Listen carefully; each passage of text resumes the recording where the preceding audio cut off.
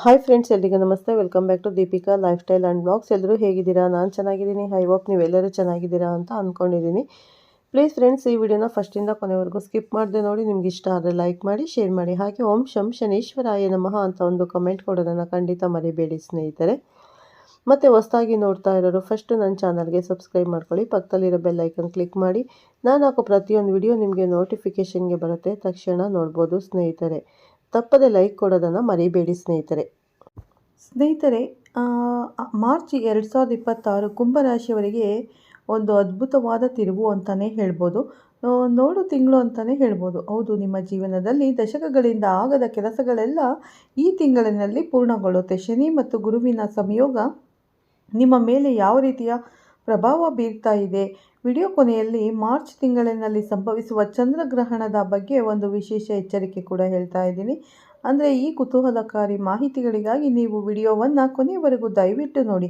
ಕುಂಭರಾಶಿಯವರಿಗೆ March ತಿಂಗಳು ಜ್ಯೋತಿಷ್ಯ ಶಾಸ್ತ್ರದ ಪ್ರಕಾರ ತುಂಬಾ ಮಹತ್ವದ್ದು ಅಂತಾನೆ ಹೇಳಬಹುದು. ನಿಮ್ಮ ರಾಶಿಗೆ ಅಧಿಪತಿಯಾದ ಶನಿ ಭಗವಂತನು ಮಾರ್ಚ್ 29ರವರೆಗೆ ನಿಮ್ಮದೇ ರಾಶಿಯಲ್ಲಿ ಇರುತ್ತಾನೆ. ಇದು 7.5 ಶನಿಯ ಪ್ರಭಾವವಾಗಿದ್ದು, ಸ್ವಂತ ಮನೆಯಲ್ಲಿ ಇರುವುದರಿಂದ ನಿಮಗೆ ತಾಳ್ಮೆ ಮತ್ತು ಶಿಸ್ತನ್ನು ಕಲಿಸುತ್ತಾನೆ. ತಿಂಗಳ ಅಂತ್ಯದಲ್ಲಿ ಶನಿಯು ಮೀನರಾಶಿಗೆ ಪ್ರವೇಶ ಮಾಡುವುದರಿಂದ ನಿಮಗೆ ಮಾನಸಿಕವಾಗಿ ಸ್ವಲ್ಪ ನಿರಾಳತೆ ಸಿಗಲಿದೆ.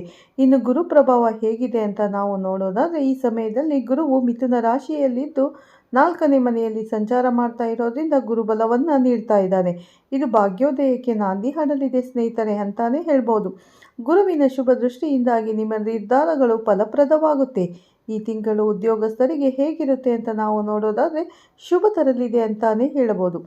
ಇನ್ನು ನಿಮ್ಮ ಕಚೇರಿಯಲ್ಲಿ ಮೇಲಧಿಕಾರಿಗಳ ಮೆಚ್ಚುಗೆಗೆ ನೀವು ಪಾತ್ರರಾಗುತ್ತೀರಿ. ಪ್ರಮೋಷನ್ ಅಥವಾ ಟ್ರಾನ್ಸ್ಫರ್ ಏನಾದರೂ ಕಾಯ್ತಾ ಇದ್ದರೆ ನೀವು ಟ್ರಾನ್ಸ್ಫರ್ಗೋಸ್ಕರ ಈ ತಿಂಗಳು ಶುಭ ವಾರ್ತೆಯನ್ನು ಸಹ ಕೇಳ್ತೀರಿ.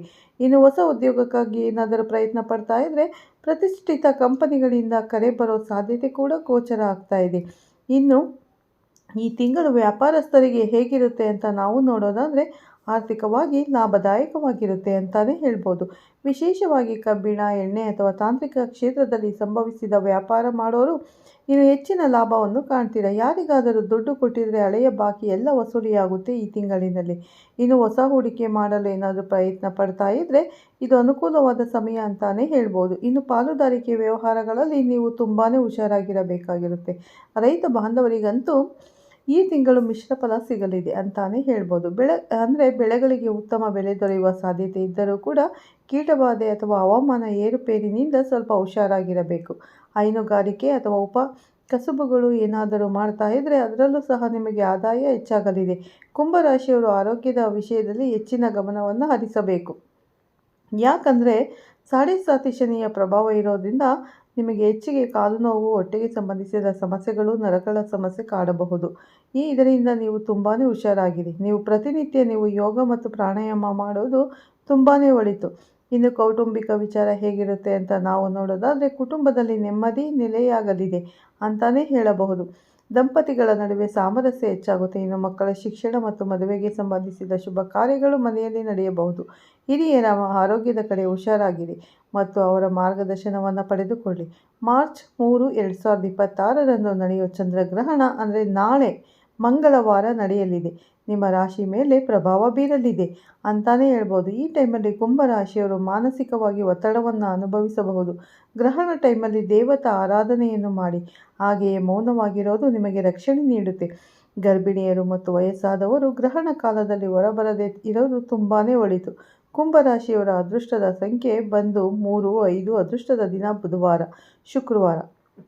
ಅದೃಷ್ಟದ ಬಣ್ಣ ನೇರಳೆ ಬಣ್ಣ, ಹಸಿರು ಬಣ್ಣ. ಕುಂಭರಾಶಿಯರು ಒಳ್ಳೆಯ ಫಲಿತಾಂಶವನ್ನು ಶೀಘ್ರವಾಗಿ ಪಡೆಯೋದಕ್ಕೆ ಮಾಡಿಕೊಳ್ಳಬೇಕಾದ ಸಿಂಪಲ್ ಸರಳ ಪರಿಹಾರದ ಬಗ್ಗೆ ಈಗ ನಾವು ನೋಡ್ಕೊಂಡು ಬರೋಣ. ನೀವು ಪ್ರತಿ ಶನಿವಾರ ಶನಿ ದೇವರಿಗೆ ಎಳ್ಳೆಣ್ಣೆ ದೀಪವನ್ನು ಹಚ್ಚಿಬಿಟ್ಟು ಬಂದು ಓಂ ಶಂ ಶನೇಶ್ವರಾಯ ನಮಃ ಅನ್ನೋ ಮಂತ್ರವನ್ನು ಪಠಿಸಿ. ಇನ್ನು ಗುರುವಾರ ನೀವು ದಕ್ಷಿಣಾಮೂರ್ತಿಗೆ ಅಥವಾ ಗುರು ರಾಘವೇಂದ್ರ ಸ್ವಾಮಿಯ ದರ್ಶನವನ್ನು ಪಡೆಯಿರಿ. ಬಡವರಿಗೆ ಅಥವಾ ಅಂಗವಿಕಲರಿಗೆ ನೀವು ಕೈಲಾದಷ್ಟು ದಾನವನ್ನು ಮಾಡಿ.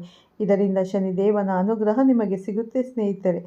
ಯಾಕಂದರೆ ನಾಳೆ ಚಂದ್ರಗ್ರಹಣ ವಿಶೇಷವಾಗಿ ನಡೀತಾ ಇದೆ. ಯಾಕಂದರೆ ಕುಂಭರಾಶಿಯಲ್ಲೇ ನಡೀತಾ ಇದೆ. ಕುಂಭರಾಶಿ ಕುಂಭ ಲಗ್ನದಲ್ಲಿ ಈ ಗ್ರಹಣ ಅನ್ನೋದು ನಡೀತಾ ಇರೋದ್ರಿಂದ ಸ್ವಲ್ಪ ಎಚ್ಚರಿಕೆಯಿಂದ ಇರಿ ಸ್ನೇಹಿತರೆ. ಆರೋಗ್ಯದ ಕಡೆ ಆಗಿರಬಹುದು, ವ್ಯಾಪಾರ ಯಾವುದೇ ಕೆಲಸ ಕಾರ್ಯಗಳಲ್ಲಿ ನೀವು ಸ್ವಲ್ಪ ಎಚ್ಚರವಾಗಿರಬೇಕಾಗಿದೆ.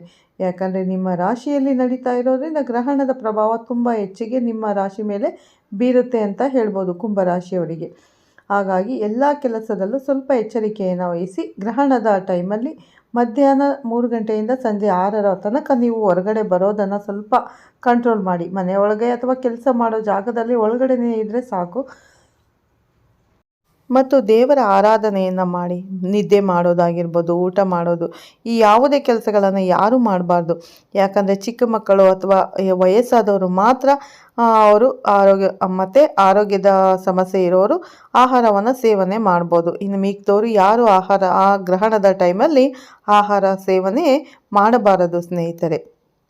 ಹಾಗಾಗಿ ಕುಂಭರಾಶಿಯವರಂತೂ ಯಾವುದೇ ಕಾರಣಕ್ಕೂ ಆಹಾರ ಸೇವನೆ ಮಾಡಬೇಡಿ. ಮತ್ತು ಗರ್ಭಿಣಿ ಮಹಿಳೆಯರು ಕೂಡ ಆ ಟೈಮಲ್ಲಿ ಮಾಡಬೇಡಿ. ಮೊದಲೇ ಆಹಾರವನ್ನು ಸೇವನೆ ಮಾಡಬೇಡಿ. ಯಾಕಂದರೆ ಗ್ರಹಣದ ಟೈಮಲ್ಲಿ ಆಹಾರ ಸೇವನೆ ಮಾಡಬಾರ್ದು.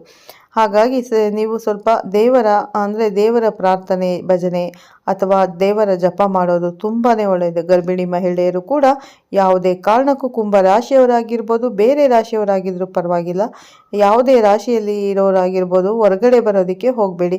ಆ ಗ್ರಹಣದ ನೆರಳು ನಿಮ್ಮ ಹೊಟ್ಟೆ ಮೇಲೆ ಬಿದ್ದರೆ ಮಗುವಿಗೆ ಸ್ವಲ್ಪ ಪ್ರಾಬ್ಲಮ್ ಆಗೋ ಚಾನ್ಸಸ್ ತುಂಬಾ ಇರುತ್ತೆ. ಹಾಗಾಗಿ ನೀವು ಆದಷ್ಟು ಅವಾಯ್ಡ್ ಮಾಡಿ. ಅಂದರೆ ಗ್ರಹಣದ ಟೈಮಲ್ಲಿ ಹೊರಗಡೆ ಬರೋದನ್ನು ಅವಾಯ್ಡ್ ಮಾಡಿ. ಒಳಗಡೆನೇ ನೀವು ದೇವರ ಭಜನೆ ಅಥವಾ ಏನಾದರೂ ಮಾಡಿ ಮಲಗೋದಕ್ಕೆ ಹೋಗಬೇಡಿ, ನಿದ್ದೆ ಮಾಡಬೇಡಿ ಸ್ನೇಹಿತರೆ. ಗೊತ್ತಾಯ್ತಲ್ಲ.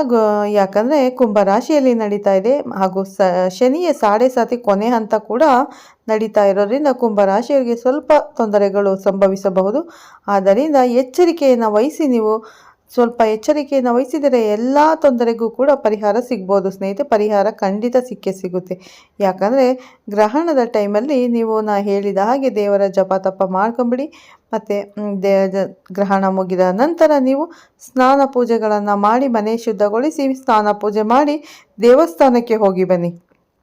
ಶನಿ ದೇವಸ್ಥಾನಕ್ಕೆ, ಯಾವುದೇ ನಿಮ್ಮ ಮನೆ ಹತ್ರ ಇರೋ ಹತ್ತಿರದ ದೇವಸ್ಥಾನಕ್ಕೆ ಹೋಗಿ ನೀವು ಪೂಜೆಯನ್ನು ಮಾಡಿಸಿ. ಅಥವಾ ಜಲಾಭಿಷೇಕ ಆಗಿರ್ಬೋದು, ಹಾಲಾಭಿಷೇಕ ಆಗಿರ್ಬೋದು, ಯಾವುದಾದ್ರೂ ಸಾಧ್ಯವಾದಷ್ಟು ಮಾಡಿಸಿ. ಶನಿ ಟೆಂಪಲ್ ಅಥವಾ ಆಂಜನೇಯ ಟೆಂಪಲ್ ಎಳ್ಬತ್ತಿ ಹಚ್ಚೋದನ್ನು ಕೂಡ ಮಾಡ್ಬೋದು.